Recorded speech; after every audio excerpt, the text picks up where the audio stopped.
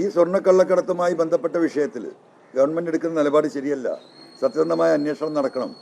റിദാൻ ഫാസിൽ അതിൻ്റെ ഭാഗമാണ്. മാമി തിരോധാനം ഇതിൻ്റെ ഭാഗമാണ്. ഈ കാര്യങ്ങൾ കൃത്യമായി അന്വേഷിക്കാൻ നിങ്ങൾ തയ്യാറായാൽ ഓക്കെ, ഞാൻ നിർത്താം, ആയിക്കോട്ടെ, ഞങ്ങൾ കൃത്യമായി ചെയ്യാമെന്ന് പറയും. പിറ്റേ ദിവസം നമ്മൾ നോക്കുമ്പോൾ പോലീസ് വളഞ്ഞ വഴിയിലൂടെയാണ് പോകുന്നത്. കേസിൻ്റെ യാഥാർത്ഥ്യങ്ങൾ കണ്ടെത്താനുള്ള വഴിയിലല്ല നടക്കുന്നത്. എന്താണ് ഇപ്പോൾ ഈ സ്പെഷ്യൽ ഇൻവെസ്റ്റിഗേഷൻ ടീമിന് ശേഷം നടക്കുന്നത്? എനിക്ക് വിവരം തന്ന ആളുകളെ തേടി നടക്കുക, എനിക്ക് വിവരം തന്ന പോലീസ് ഉദ്യോഗസ്ഥരെ തേടി നടക്കുക. അൻവർ പറഞ്ഞ ഈ കാര്യത്തെക്കുറിച്ചല്ല അന്വേഷണം. ഈ ചങ്ങാതിക്ക് ഇതൊക്കെ എങ്ങനെ കിട്ടി, ആര് കൊടുത്തു, അവരെ പേരിൽ നടപടിയെടുക്കാനുള്ള പരിശ്രമം നടക്കുന്നത്. ഇതെന്ത് വെള്ളരിക്ക പട്ടണം? 3.5 കോടി ജനങ്ങളെ ഫൂളാക്കുക.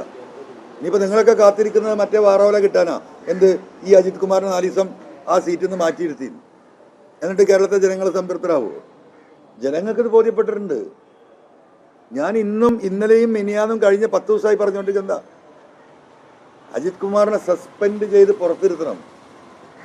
ആ PHQക്ക് അവൻ കയറാൻ പാടില്ല. അവനെടുത്ത താക്കോല് വാങ്ങണം, ഫോൺ തിരിച്ചു വാങ്ങണം, കമ്മ്യൂണിക്കേഷൻ വാങ്ങണം, എന്നിട്ട് വേണം അന്വേഷണം നടത്താൻ. ആ സസ്പെൻഡ് ചെയ്യാൻ ഞാൻ ഈ കൊടുത്ത അദ്ദേഹത്തിൻ്റെ വസ്തുവകകളുമായി ബന്ധപ്പെട്ട ഡോക്യുമെൻ്റ് മാത്രം മതി. 6 മാസമാണ് കൊടുക്കുന്നത്. ഈ 3.5 കോടി ജനങ്ങൾക്ക് ഇതൊന്നും മനസ്സിലാവില്ലേ? അങ്ങനെ പറഞ്ഞിട്ടുണ്ടെങ്കിൽ അത് വിവരക്കേടാണ്. കാരണം അതിൽ നിന്ന് എന്താ മനസ്സിലാക്കുന്നത്? സ്വരാജിൻ്റെ സ്റ്റേറ്റ്മെൻറ്റിൽ നിന്ന് ഒന്നാമത് പാർട്ടിയിൽ നിന്ന് എന്നെ പുറത്താക്കിയതാണ്. ഞാൻ പാർട്ടി വിട്ടു പോയതല്ല. എന്നെ ബലം പ്രയോഗിച്ച് തള്ളി മാറ്റി പുറത്തേക്ക് ഇട്ടതാ. അപ്പോൾ ആദ്യം സ്വരാജ് ആ പറഞ്ഞത് തിരുത്തണം. രണ്ടാമത്തെ കാര്യം, ഇപ്പോൾ സ്വരാജ് പറയുന്നത് ഞാൻ നിയമവിരുദ്ധ പ്രവർത്തനം നടത്തിയപ്പോൾ പത്രക്കാരത് ചൂണ്ടിക്കാണിച്ചു, ഇന്ന് നിങ്ങൾ അതൊക്കെ മറച്ചു വെക്കുന്നു. അപ്പോൾ ഞാൻ നിയമവിരുദ്ധ പ്രവർത്തനം നടത്തിയിട്ടുണ്ടെങ്കിൽ അന്ന് തന്നെ ഈ പാർട്ടിയിൽ നിന്ന് പുറത്താക്കണ്ടേ? ഈ നിയമവിരുദ്ധ പ്രവർത്തനം നടത്താൻ ഈ പാർട്ടിയിൽ കഴിയില്ല എന്ന് പാർട്ടി ലീഡർഷിപ്പ് പറയണ്ടേ? അതുണ്ടായിട്ടില്ലല്ലോ. ഞാനൊരു നിയമവിരുദ്ധ പ്രവർത്തനം ഇവിടെ നടത്തിയിട്ടില്ല. നിയമത്തിന് വിധേയമായ കാര്യങ്ങൾ തന്നെയാണ് ചെയ്തത്. ആ നിയമത്തിന് വിധേയമായ കാര്യങ്ങൾ ചെയ്തതിൽ ഈ പറയുന്നത് പോലെ ഭരണകക്ഷിയിലെയും പ്രതിപക്ഷ കക്ഷിയിലെയും ചില നേതാക്കന്മാരുടെ ഗൂഢാലോചനയുടെ ഭാഗമായി പത്രക്കാരായ നിങ്ങളും കൂടി.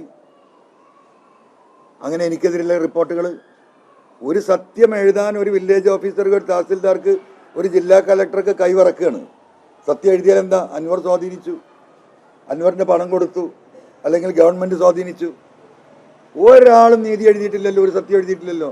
ഞാനിപ്പോൾ നിങ്ങളോട് പറഞ്ഞ പോലെ ഇപ്പോൾ ആദിവാസികളുടെ കുടിവെള്ളം ഞാൻ മുട്ടിച്ചു എന്ന കക്കാടംപൊയിൽ അതായിരുന്നു വലിയ വാർത്ത. ആ 28 കുടുംബം ഇപ്പോഴും ജീവിച്ചിരിപ്പുണ്ട്. ആ 28 കുടുംബം അന്ന് കലക്ടറെ പോയി കണ്ട് പറഞ്ഞതാ, ഇത് പൊളിക്കരുത്, ഈ കുറച്ച് വെള്ളം അവിടെ നിൽക്കുന്നുകൊണ്ടാണ് ഞങ്ങളെ കോളനിയിൽ കുടിവെള്ളം കിണറിൽ കിട്ടുന്നത്. ഒരു ദിവസം അവർ തരണമായിരുന്ന. ഇപ്പോൾ നിങ്ങൾക്ക് പോയി ചോദിക്കാം, എന്താ റിപ്പോർട്ട് കലക്ടറുടെ കുടിവെള്ളം മുടക്കി? 3 ആൾക്ക് ഉയരത്തിലുള്ള ഒരു തടയണയാണ് ഡാമാക്കിയത്. ചാലിയാർ പുഴ കെട്ടി തിരിച്ചു തന്നിട്ടാണ്.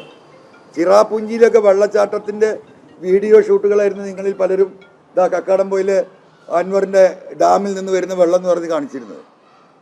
ഇതൊക്കെ കഴിഞ്ഞു പോയതല്ലേ, ഇതൊക്കെ ഇവർക്ക് അറിയുന്നതല്ലേ.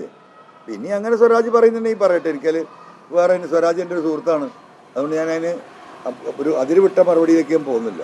ഇനിയിപ്പോൾ എല്ലാവരും അതിര് വിട്ട് പോവുകയാണെങ്കിൽ PV അൻവർ അതിരിൻ്റെ അപ്പുറം പോവും. അതൊക്കെ അവർക്ക് താങ്ങാൻ കഴിയുമെന്ന് അവർ ആലോചിച്ചോട്ടെ. നമ്മളൊരു മാന്യമായ പോക്കാണ് ഇപ്പോൾ പോകുന്നത്.